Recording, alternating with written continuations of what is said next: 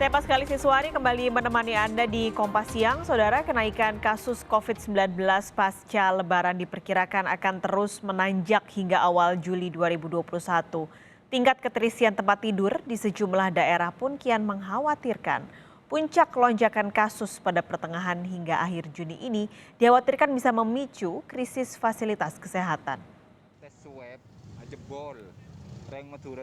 Demi menghindari tes usap COVID-19 massal di jembatan Suramadu, sejumlah pengendara motor nakal ini nekat menjebol pagar sisi kiri jembatan Suramadu arah Surabaya dan kabur lewat jalan pintas di samping jembatan hingga viral di media sosial. Padahal, tes usap massal di jembatan Suramadu digelar pemerintah setempat untuk mencegah penyebaran kasus COVID-19 yang tengah melonjak di wilayah Bangkalan, Jawa Timur. Selama 2 hari penyekatan dan tes antigen massal pada 3.350 pengendara yang melintas di jembatan Suramadu sisi Surabaya, ditemukan 30 orang yang benar-benar positif COVID-19 setelah dites usap PCR. Seluruhnya sudah dibawa ke rumah sakit rujukan. Selain Bangkalan, Kudus, Jawa Tengah kini juga masih berjibaku mengatasi ledakan kasus COVID-19 pasca Lebaran. Untuk mencegah penularan karena isolasi yang tak disiplin, semua pasien isolasi mandiri di Kudus, Jawa Tengah diangkut ke tempat isolasi terpusat di Asrama Haji Donohudan, Boyolali. Kecuali pasien yang sudah menjalani isolasi lebih dari 7 hari, akan ada 1.280 orang pasien COVID-19 tanpa gejala dari Kudus yang akan dipindahkan ke Asrama Haji Donohudan secara bertahap. Bangkalan dan Kudus hanyalah 2 dari sekian banyak daerah yang jadi sorotan pemerintah dengan lonjakan drastis kasus COVID-19 pasca Lebaran. Diprediksi lonjakan kasus akan semakin tinggi hingga awal Juli mendatang. Kenaikan yang tinggi ini karena ada peningkatan kasus secara spesifik di klaster ini, karena memang Kudus adalah daerah ziarah, sedangkan di Madura banyak pekerja migran Indonesia yang pulang. Untuk mengurai juga dan mengurangi tekanan di rumah sakit Kudus dan Bangkalan, kita juga sudah mengirimkan dokter bekerja sama dengan ID dan perawat dengan Persatuan Perawat Nasional Indonesia untuk mengisi dan mengurangi tekanan dari tenaga kesehatan yang cukup banyak terpapar di Kudus dan di Surabaya. Lonjakan keterisian tempat tidur atau bed occupancy rate rumah sakit juga kian mengkhawatirkan.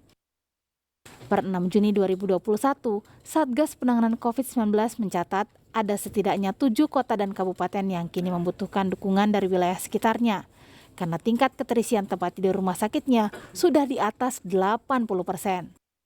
Di antaranya Kabupaten Rembang, Sragen, Demak, Kudus, Kota Semarang, Tegal, dan Kabupaten Bungo di Jambi. Selain itu, sejumlah provinsi juga harus mulai bersiap menghadapi lonjakan pasien.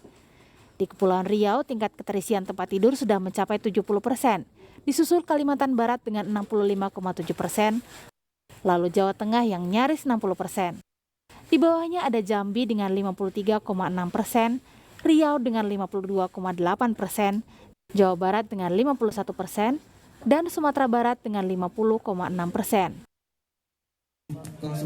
Demi mencegah krisis pelayanan kesehatan, selain dengan antisipasi penambahan kapasitas perawatan, pakar kesehatan masyarakat juga mengingatkan pentingnya upaya pencegahan, mulai dari disiplin protokol kesehatan dan mempercepat vaksinasi COVID-19.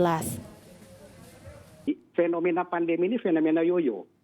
Ya. Semua penata laksanaan yang kita lakukan, mulai dari menjaga jarak, kemudian mencuci tangan, kemudian social distancing, kemudian test tracing, itu sifatnya temporer. Kalau background-nya, basic background-nya itu herd immunity itu tidak tercapai. Yaitu kita harus meningkatkan cakupan vaksinasi. Kita harus gencar melakukan tindakan ini. Karena ini merupakan satu-satunya hal yang dapat membawa kita kepada steady state. Ya. Kondisi herd immunity, di mana apabila ini telah tercapai, maka fenomena yoyo yang saya sebutkan tadi, itu akan kecil berkurang juga. Betul. Okay. Untuk menekan keparahan dan tingkat kematian akibat lonjakan kasus COVID-19, pasien juga sebaiknya tidak menunda mendatangi rumah sakit untuk mendapat perawatan. Nah, ini ada stigma sekarang ini, karena tugasnya rumah sakit kan menurunkan angka kematian. Nah, ini banyak yang belakangan ini masuk kalau sudah keadaan berat. Nah, kendala buat kami, Mas Bayu, kalau masuk dalam kondisi berat tentu harus masuk ICU. Nah, ICU terbatas. Jadi ini yang kita harapkan agar stigma bahwa masuk rumah sakit itu membuat keparahan bertambah itu dihilangkan. Justru kita berharap waktu sedang mereka masuk rumah sakit, gitu. Jangan takut gitu. Makin banyak tes usap, semakin banyak klaster COVID-19 yang terungkap. Selain terus mengampanyekan disiplin protokol kesehatan, tugas pemerintah daerah adalah menyiapkan lokasi isolasi dan tenaga kesehatan yang memadai agar penyebaran bisa dikendalikan. Tim Liputan, Kompas TV.